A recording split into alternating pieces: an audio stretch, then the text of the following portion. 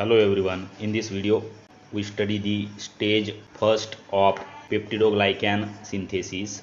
It divided into three steps. First is UDP-N-acetylglucosamine formation. It is synthesized from fructose 6-phosphate through the hexosamine pathway. Second step is UDP-N-acetylmuramic acid formation.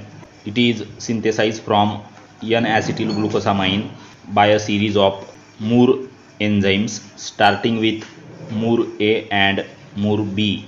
Third step is pentapeptide assembly. Amino acids are added to UDP N-acetylmuramic acid to form pentapeptide chain, creating UDP N-acetylmuramic acid pentapeptide. If you like the video, share with your friends and please do subscribe our YouTube channel. Hit the bell icon to get update of latest notification from our channel. Thanks a lot.